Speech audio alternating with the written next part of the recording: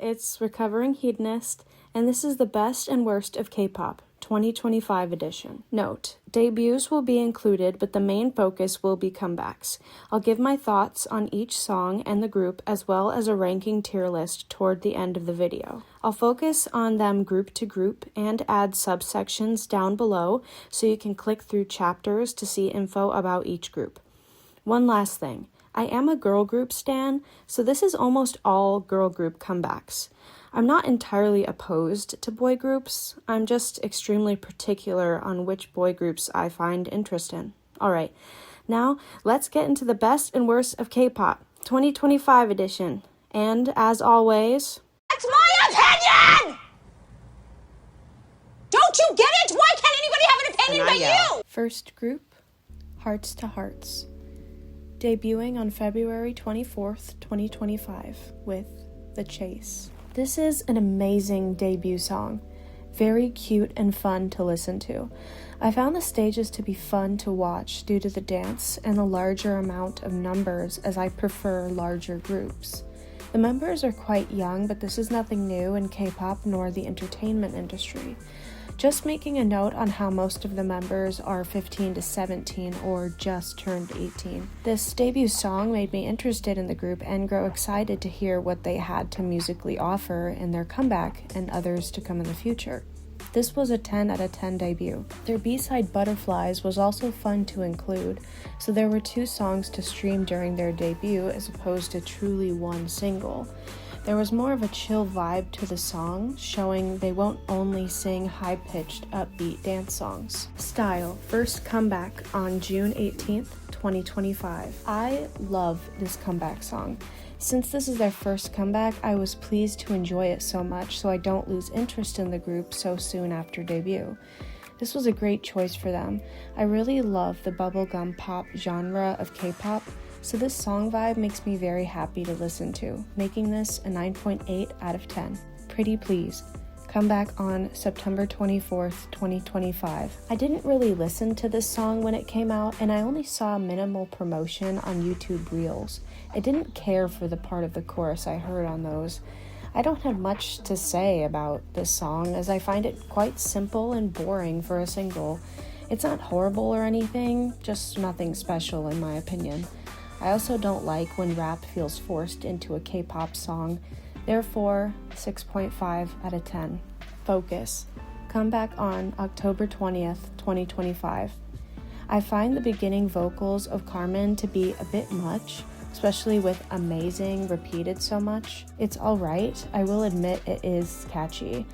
I also enjoyed the relay dance video I saw of the members performing this song. So 7 out of 10. I also listened to the B-sides of this Focus EP, and Apple Pie is a cute song. It reminds me of something Twice would have sang in the early parts of their career. Jisoo, Soloist comeback on February 14th, 2025, Earthquake. Due to viewing Jisoo as the weakest vocal in Dance in Blackpink, I am pleasantly surprised that I tend to enjoy her solo songs more than the other members as solos. Her debut song Flower in 2023 is still enjoyable for me. The music video for Earthquake was cool, and I like how she played on the Office Siren trend that was quite popular this year. The dance is simple, but I don't mind, as Jisoo does not specialize in dancing like Lisa does, for instance. Earthquake gives club vibes and shows that Jisoo is good soloist material, at least vocally. I didn't find her performances of the song to be captivating, but it's the actual music that matters most to me. Therefore, 9 out of 10. Olivia by Chungha. Album comeback on February 12th, 2025. I love Chungha as a soloist. She is just so underrated these days in K-pop, because in the late 2010s she was really running things, that's for sure. I didn't see any promotion for this, but I added 4 of the songs to my Apple Music. Creepin', Salty with Sunmi, also a great soloist, Loyal, and Beat of My Heart. I really think that people should go back to Chungha's music and listen to her, because I feel like we're really lacking with soloists running things in K-pop nowadays.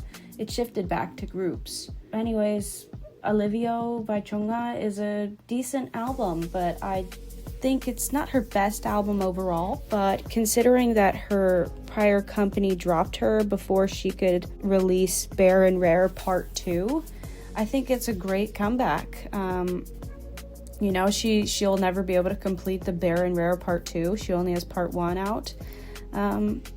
So I think it's great that she's finally continuing with making music after basically 3 years of nothing. So, yeah. Olivia by Chungha, album rating 6.8 out of 5. I only say that because I don't like the entire album, but out of the songs that I do like, I would say 10 out of 10. Say My Name, comeback on March 13th, 2025. I'm a sucker for cute concepts in K-pop girl groups. I really like the lyric, "Thank you, Jesus, I'm so lucky." It makes my Christian heart happy. 8.5 out of 10. KiiiKiii, debut on February 24th, 2025. I Do Me. So fun and cute. Very youthful as a song and appropriate for the members. Their debut offered a unique energy to the K-pop space that I feel was missing. It is somehow less polished, but beautifully natural, despite K-pop obviously being a polished genre. Their performances come off as much more alive than Hearts to Hearts, for example, which seems more methodic and robotic to me if you compare the two groups on stage side by side. This song just makes me happy and offers a sense of springtime freedom, if that makes sense. The dance is fun while not being overly complicated. 8.5 out of 10. I will say, I think Jisoo gives soloist energy, and I'll be curious to see if she pursues a solo career to some degree as the group ages and begins to branch off to do their own thing in several years. I also was happy with how the stylists are styling the youngest member, Kaya, who was born in late 2010. Being that she is extremely young, it at least makes me feel better consuming KiiiKii's music when the young members, as the rest are born in 2006 besides Jisoo, who was born in 2005, are being represented in a pretty appropriate manner. BTG. Another song they promoted off their debut EP, Uncut Gem, was BTG, which stands for Been That Girl. Wow, this song is amazing. Surprising with how young the members are because there is such a bad bitch energy emanating off this track. However, the members pull the vibe off well. It seems natural for them and not pushed, in my opinion. It's this young teenage confidence that doesn't seem artificial like Baby Monster, for example. What I mean by this is, KiiiKiii isn't singing about being millionaires in this track. It's about self-confidence and being captivating to a boy as his love interest, and knowing that you are that girl. The stages of this were even more captivating than I Do Me. The fun, bad bitch energy is something I also love in K-pop, therefore 10 out of 10. One Off is a B-side on their debut EP that is a nice listen with a largely R&B sound during the chorus that is enjoyable in a blissful way to the ear. KiiiKii's first comeback on August 6th, 2025, Dancing Alone. Surprisingly, this comeback didn't immediately intrigue me. I still am not sure why it fell so flat for me upon first and subsequent listens. It is a fun song and offers up that fresh, youthful springtime, or I guess in this instance, summertime energy that the group really thrives off of. I like how the company also released 4 remixes of the single later in the month on August 20th. Personally, the 20s remix, as in 2020s, stood out to me most and was most enjoyable. Second place, I'd say, was the 2010s one.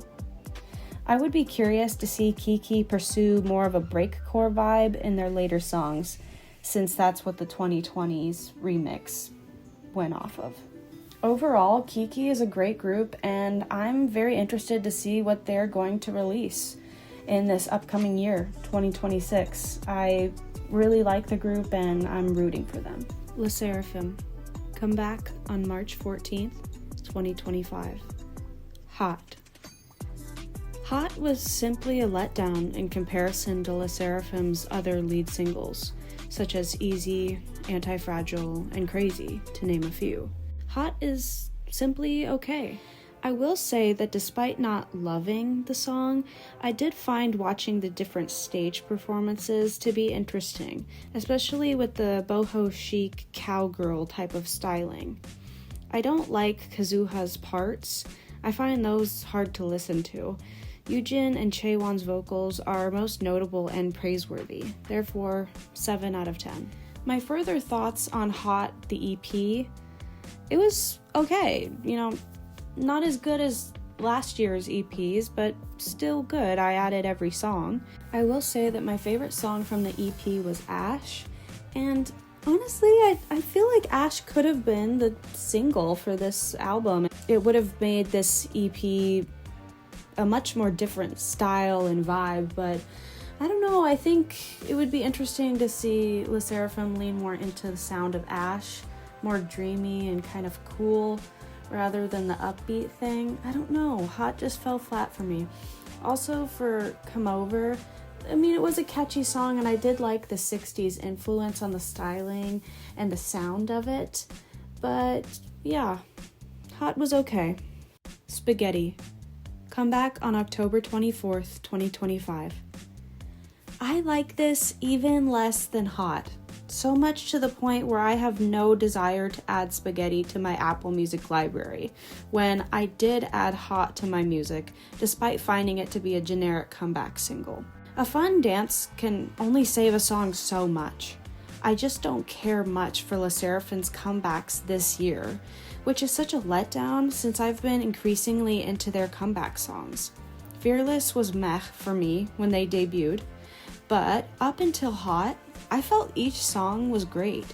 Easy is my favorite single by Le Sserafim. I find Spaghetti to be annoying and overly repetitive and forgetful, and I hope to enjoy the next comeback Le Sserafim has to offer, since I'm a fan of the group's discography otherwise. So I'd rate Spaghetti a 3.5 or a 4 out of 10.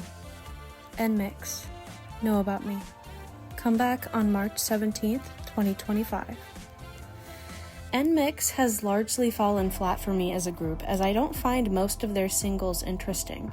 Despite this, I did enjoy their debut OO as well as Dice. So when NMIXX came out with Know About Me, I was instantly hooked. The dance is perfectly captivating and slightly seductive in an elegant way. The music video is a good watch, and the stages had me hooked as well. I only watch all the stages for a comeback if I am obsessing over the song and thoroughly enjoying it. The song is great all around, and I really prefer this type of sound from NMIXX, as well as their previous comebacks, such as Roller Coaster and Party O'Clock, which I was totally into. 10 out of 10. Blue Valentine. Comeback October 13th, 2025. I am just not into this song. I don't really have anything else to say about it besides I thought it was cute the group did a blue-themed Halloween costume dance to this song. NMIXX really is just hit or miss with me, and unfortunately, this went straight to being a miss for me. 3 out of 10. StayC. Bebe. Comeback on March 18th, 2025. I'm not a fan of this song. It was incredibly popular when it came out, but I didn't get hooked on it. I found the chorus to be annoying, and with how the teasers went, I was expecting something more similar to a B-side of theirs released on this S single album. 5 out of 10. Pipe Down. Now this is the song that made more sense for single promotion in my opinion. The Timbaland inspired instrumentals are perfection. 10 out of 10.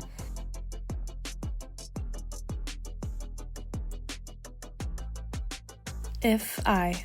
Debut on April 8th, 2025. Nerdy. This is a really cute debut song. No complaints. It could be better, but it's good. I give it like a 8.5 out of 10.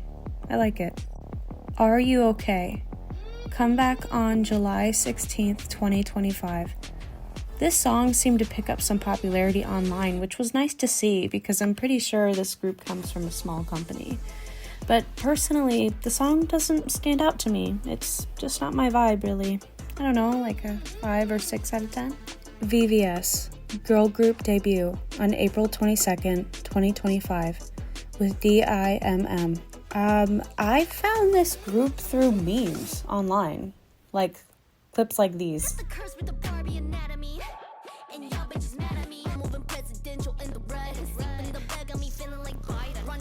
I mean, how can you not be interested in a K-pop girl group with lyrics like that? I really like them. They're from a small company, so I'm really hoping that they can get more popularity and actually be able to perform on music shows so that, if they perform their songs on stages, they'll get more recognition ultimately. I really like them. I mainly like the songs Facts and Touch It from DIMM, their EP. They seem cool and I want to see more from them. I-dle. I guess they're just called I-dle now, but I've known about them since debut, so I find this change hard to swallow. Anyways, good thing. Come back on May 19th, 2025. I like the styling for this comeback, that everyone had their own unique look. And I like that it wasn't cohesive. I definitely agree with the general consensus that this had much more of a second-gen vibe to it. I like it. I like the auto-tune elements in it especially. It's okay. It's okay. I like it. It's pretty decent. I'd say like a 7 out of 10. I'll never forget you, Soojin. Never. ILLIT. Yes, I said ILLIT. You're gonna tell me it's ILLIT after all this time? Oh my god. ILLIT. Jellius. Come back on June 16th, 2025. Perfect. This song stood out way more to me than Billion Go Yangi Do the Dance. For Do the Dance, the intro is no doubt magical and gives off magical girl anime vibes, and parts of the chorus are definitely catchy, as well as the performances being fun to watch due to the choreography. I mean, the music video is very cute and fun. However, Jellius is so happy and upbeat that it beats out Do the Dance's magical girl vibes for me. The Jellius dance is charming to watch, especially as someone who cannot dance in such a way. I was so addicted to watching the stages, and I just love that feeling of being super into a K-pop comeback. It doesn't happen for me that much anymore. Not cute anymore. Come back on November 24th, 2025. Very chill, low-key sound with a dreamy atmosphere to it. I will admit, I did expect more from this comeback, especially due to the Office-themed posts leading up to the single release. However, I do enjoy this song despite its simplicity. I think this is a nice way for ILLIT to transition their sound from super bubblegum pop upbeat sounding to a more maturing sound without it being sensual. This is how I see this comeback. It's a transitional state. I could be wrong, but otherwise this song will seem pretty out of place if ILLIT doesn't go into a horror-themed concept like the fans are itching for them to try, or something dark, again, without being sexualizing due to the members being so young, particularly Aroha and Wonhee. I mean, Wonhee, she still looks like a middle schooler, okay? The blind box dolls for the albums are cute, but I think this would have been more enticing to buy if it were a true album. In reality, it's just 2 songs. So Jellius is obviously a 10 out of 10 for me, but with Not Cute Anymore, it falls flat despite being really catchy. I find myself singing the chorus quite often, actually. But I'd have to rate the song a 7 out of 10, around there. I really look forward to what type of music ILLIT will put out in the next year. And, yeah, I don't know if I'm gonna call them ILLIT. I'm confused how all of a sudden I'm being told that's how you pronounce it. I haven't seen anybody pronounce it that way. Anyway. Twice. Come back on July 11th, 2025. This is for album and single. When I first heard this song, I wasn't sure if I liked it. But Twice is my favorite group and my most listened to artist on Apple Music this year. I now love it.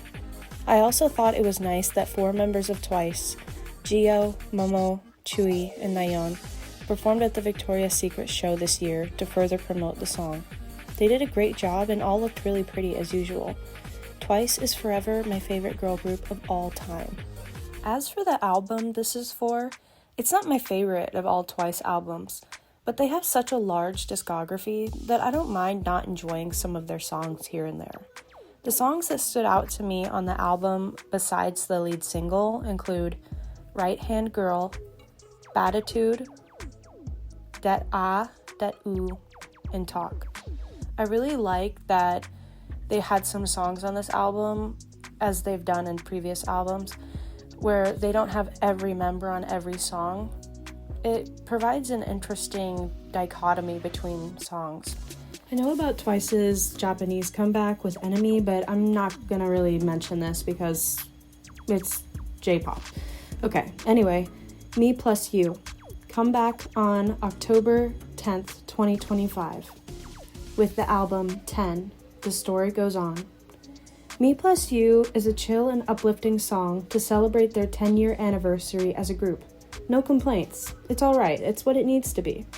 As for the album, the solo songs that I enjoyed included Me by Nayeon, Move Like That by Momo, Decaffeinated by Sana, who's my bias, and In My Room by Chaeyoung.